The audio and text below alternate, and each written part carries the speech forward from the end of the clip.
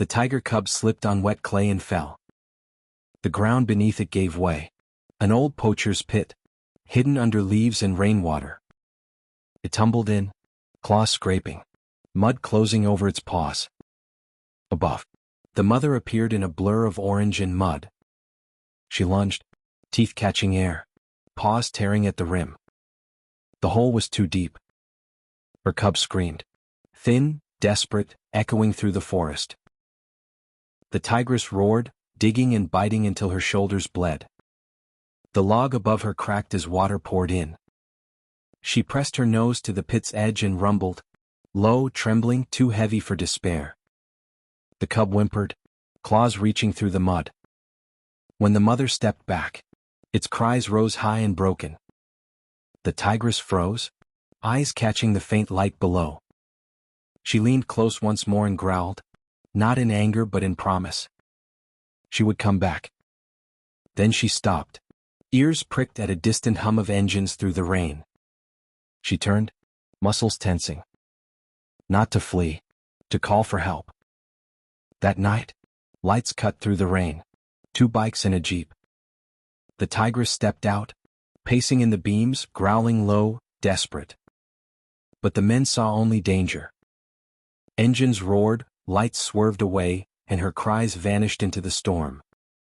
By morning, the storm thinned to mist. The patrol jeep crawled through the forest, tires slipping on wet clay.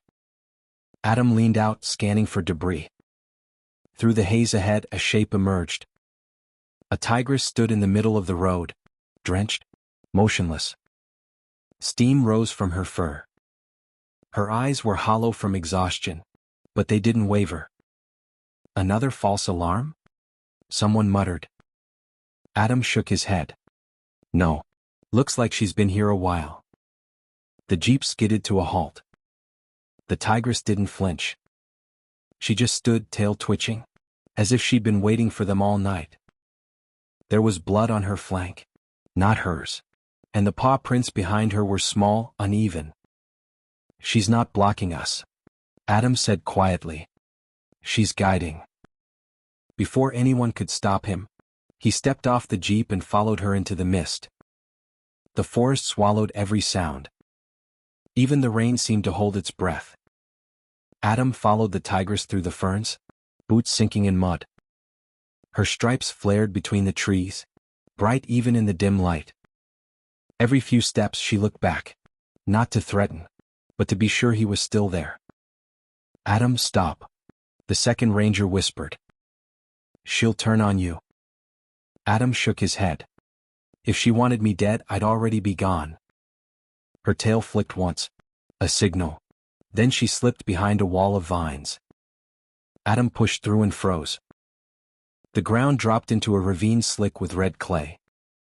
Water pooled at the bottom, dark and stinking. In the beam of his flashlight, a cub, half buried, leg caught in wire. Its breaths came fast and shallow. The tigress paced the rim, rumbling low. Old poacher pit, Adam muttered.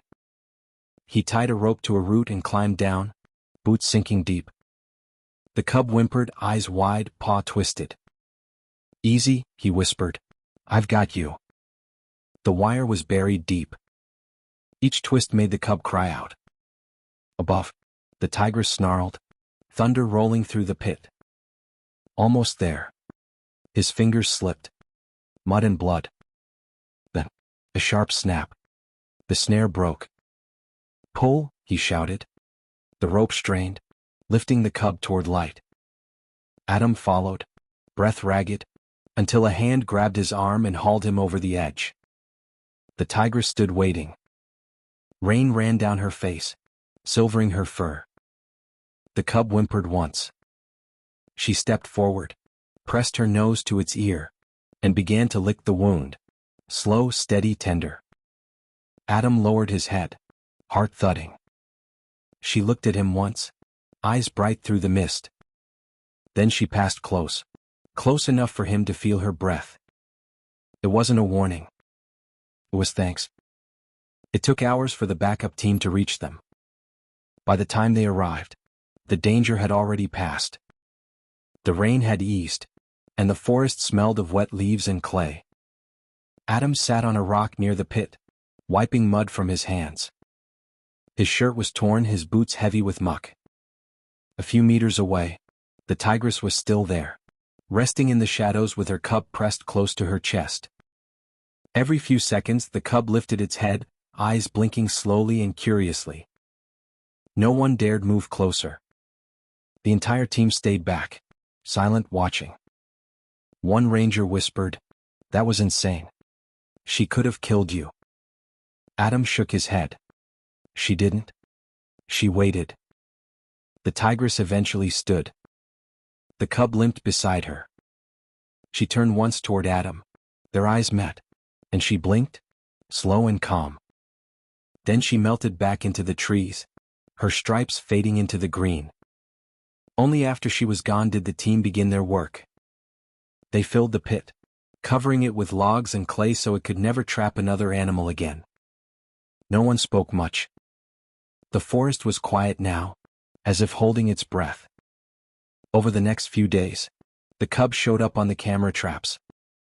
It walked beside its mother again, healed, strong, and alive. That was enough for Adam. He didn't need to see her again. But nature has a way of writing its own circles. 3 months later, the monsoon returned, harder this time. The patrol convoy was crossing a low track when the storm hit. Rain hammered down. The road turned to water. The jeep's tires sank into the mud. The engine coughed, then died. "Engine's dead," someone yelled. Lightning flashed. The forest looked like a ghost world, trees half submerged, branches floating past. "Out! Move to higher ground," Adam shouted. They climbed out into waist-deep water. The current was stronger than it looked. It pulled at their legs. One ranger stumbled. Adam grabbed his arm and hauled him up. Then came the sound, deep and rolling through the storm. A roar. Not close. Above them. Everyone froze. "Tiger!" someone shouted. Adam turned toward the ridge. Through sheets of rain, a figure stood outlined by lightning. The tigress. Her fur was soaked, stripes blazing in flashes of white light. Beside her stood the cub, taller now, stronger. She roared again, one short, sharp call. Adam pointed. "That way. Follow her." The team moved. Water rushed around their knees, debris bumping against them. The tigress didn't move far ahead. She stayed visible, leading them up the slope. When they reached the ridge, the current eased. The flood flattened into the valley below.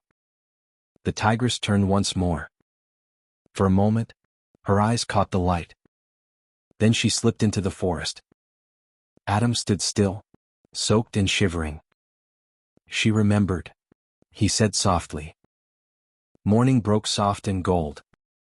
Mist curled through the valley, washing the scars of the flood away. Adam stood on the ridge where they'd climbed to safety. The forest was silent, heavy, listening.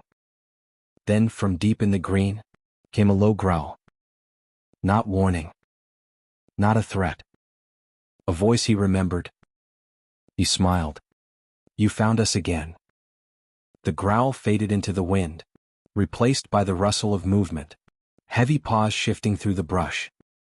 Adam turned, scanning the trees, but saw only mist and light. Somewhere out there, two shapes moved between the sal trunks, large, steady, and alive. The camera could never find them. But the forest knew. The story wasn't over.